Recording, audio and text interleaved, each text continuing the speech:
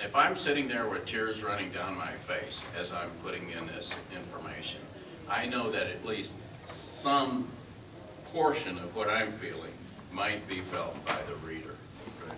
And some portion of what I'm feeling occasionally way over, the reader overtops mine. Right. Okay, like this woman in Michigan. Oh, yeah. You know, she was in mourning for weeks over a fictional character. But so was I, for weeks, over a fictional character. Well, and the difference being is that she had spent however long it took to read the book, and you're taking, you know, and you've been with that character for however long it takes you to come up with that. Which is really interesting, is the closer you come to that scene, the more reluctant you become to write that scene. Yeah. It gets more and more and more reluctant. And you finally end up at the point where you say, okay, bite the bullet, this is it.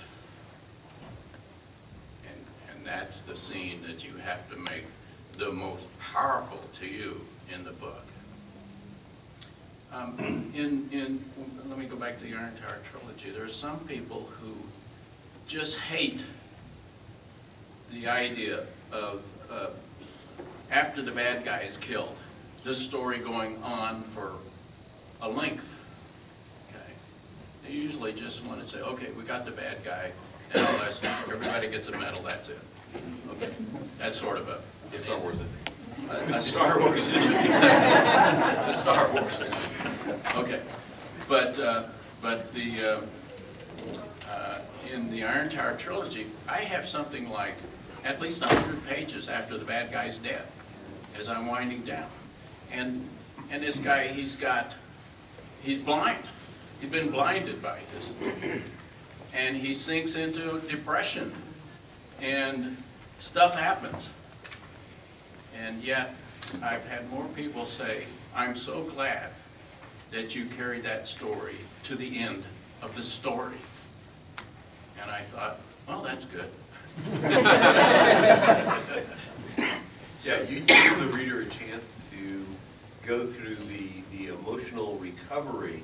Yeah. And I think that goes back to the point of that you are rare among writers. I mean, there's just a small percentage that are willing to deal with powerful emotions, whether they're to the positive or to the negative. I mean, so many people, it seems to me, want to keep it all sort of on the level of episodic television where, yeah, we're a little bit up or we're a little bit down, but by the top of the hour, we're all okay, and you know, we're going to be here for next week. Right. And that's just not terribly realistic. No, it isn't. And you know, this convention is supposed to be about whimsy, okay? And so I'm asking myself, okay, what have I done that's whimsical in some of these books? Black Foxes are a great example of whimsical. But for example, one of the things Danner and Petrel are, the damn king's been killed, the castle is overthrown, the fortress is gone, the horde has succeeded, and they're starving, and they've lost their ponies, and they're supposed to meet people, and they're probably dead. And Petrel looks at Danner after he goes through that, and he says, yeah, but what are you going to do when things really get bad? Well, that's the kind of whimsy that I can throw into these classical, rip-roaring adventures kind of stories of fantasy. But it's hard to put a lot of whimsy into things. So you got to have one character in there at least who is always optimistic, always up. Another thing that I think that I take a good advantage of is in every story that I've ever written, there is somebody who is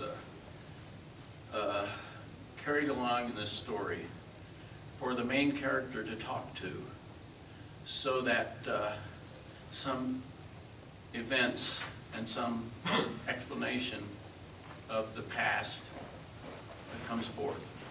There's always some guy who is, well, in some of my more recent stories, it's a buddy story, two guys. one is always curious and agog and looking into things and saying, I've never seen a dragon, let's go look at it. And the other one is saying, no, we're not going to go look at that dragon. And so one's always pragmatic and practical, and the other one's always flighty and imaginative. And those kind of buddy stories work out really well. You can think of Danny Glover and Mel Gibson in The Lethal Weapon. Guess what? One was flighty and, you know, Mel Gibson's character. Of course, he's gone down the tube since then. Costello, you know, they're Abbott Costello, the straight that's man exact- and the straight man and the comedian. That's sort of it. So putting those kind of characters in a book, for me, is a lot of fun. And that's where I can inject some whimsy into it. Okay. So as a writer, when you're writing, even when you're writing in an imaginary world, you're far, far away, do you ever find real-world events bleeding through into what you're writing, or do you try and segregate your fiction from, you know, everyday stuff and kind of avoid that label of, oh, this is just allegory, you know, here he's writing the Vietnam War all over again, or something on that order? Yeah, I try to completely separate myself from reality. No, basically, about the only way that I get into issues like that, I like to explore philosophical or metaphysical issues. And in Voyage of the Fox Rider, there's this old mage and this young Pisk. Pisk is about 12 inches tall, rides a fox. That's why it's called Voyage of the Fox Rider. And this old mage is an irascible old guy. And they're talking about evil. And the little Pisk says, well, everybody knows what evil is. And the mage says, they do? Well, what is it? Well, everybody knows what it is. And he says, well, what is it then? So he gives her a challenge to explain, to talk about the essence of evil. And throughout the book, she comes back to that question. And she goes to the old mage and she says, well, I've learned that, you know, things like when you dominate someone else, that's evil. And he says, well, what about a wolf pack? He says, there's an alpha wolf in there, dominates everybody. Is that evil? So she goes, she thinks about it some more. Okay. And throughout the entire book, she keeps revisiting this particular question, what is the essence of evil? And so essentially she ultimately comes to a conclusion, and it's a fairly good conclusion because it's mine. And I need to tell you what made me put that in the book. It was a nice metaphysical question to keep exploring throughout the book, but not all at once, because then it would just become a treatise, or it would become dull and drab, and it would not be part of the adventure. So, anyway, I was in a role-playing game, and my character received a ring of detect evil. And so I turned to the game master at the time. I says, well, what does it do? And he says, it detects evil. I says, yeah, but what does that mean? What does it detect? And the game stopped. And we talked about that for about an hour. And nobody knew what the hell it did. And the game master said, it detects evil, shut up! And so I said, one of these days I'm going to write about that. And so that's how that ended up as a metaphysical question in the book, or a philosophical issue. And so I write about What's the nature of reality? That was explored in Caverns of Socrates. What's the essence of evil? That was explored in Voyage of the Fox Rider.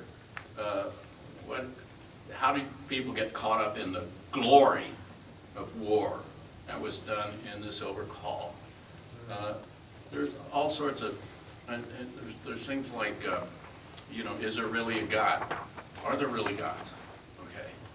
And I've explored that a number of times. Never came to any conclusions throughout any of the books, because you can't have your people who are fighting on the side of good and Adon the god to then explore and decide there are no gods. But Adon himself says, there are people as far above me as I am above you. There you go. And you know, you say, well, okay, there's turtles all the way up. Whereas I just had a god and an atheist walking through hell discussing whether or not the gods exist. Did you really? Yeah, that was a lot of fun. It's one day's diversion. Yeah. You talked a little bit about role-playing. How do you think your role-playing experiences have fed into what you write? And you know, has it been for good, for ill? Are there things that you know, being a gamer, you go, oh, geez, I better explain this a little bit more. Because as a gamer, I would understand this, but you know, for the general audience, you know, they might not.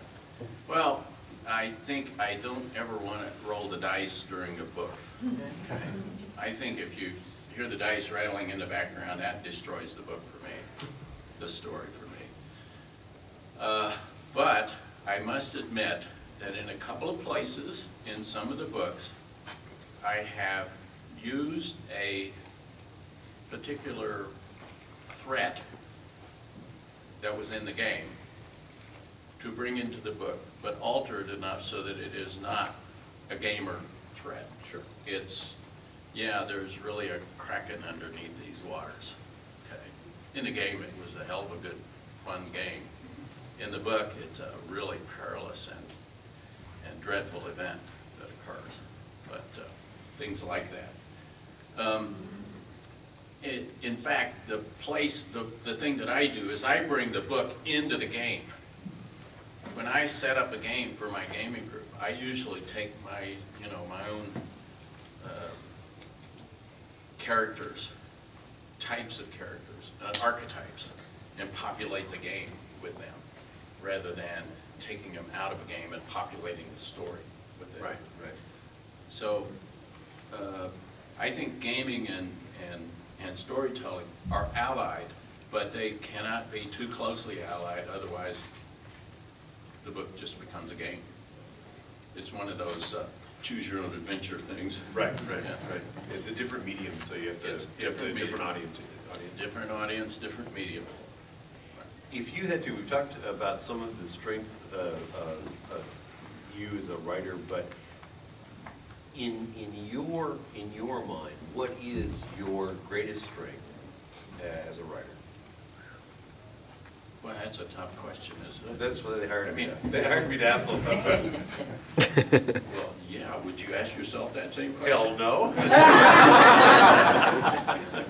If you did, you might give up writing. Okay, I retract that question. If that's your option, we retract the question.